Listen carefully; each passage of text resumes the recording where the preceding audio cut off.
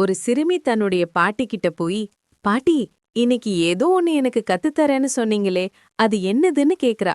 அதுக்கு பாட்டியும் ஒரு பிங்க் கலர் பலூனையும் ஒரு ப்ளூ கலர் பலூனையும் அவ கையில எடுத்துட்டு வந்து கொடுக்கறாங்க. அவளும் அந்த பலூன்களை ரொம்ப சந்தோஷமா வாங்குறா. அப்ப கூடவே அவ கையில ஒரு முள்ளையும் சேர்த்து கொடுக்கறாங்க. இதுல ஏதாவது ஒன்ன நீ உடைக்கணும்னா முதல்ல நீ எதை உடைப்ப அப்படின்னு கேக்குறாங்க. எனக்கு 2 பலூனையும் ரொம்ப பிடிக்கும். ஆனா பிங்க் கலர் பலூனே எனக்கு ரொம்ப ரொம்ப பிடிக்கும்.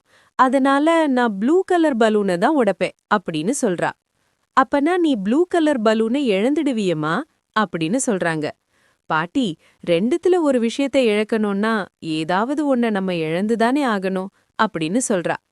நீயும் மத்தவங்கள மாதிரி யோசிக்காத. நீ ஏன் 2ன்னு யோசிக்கிற?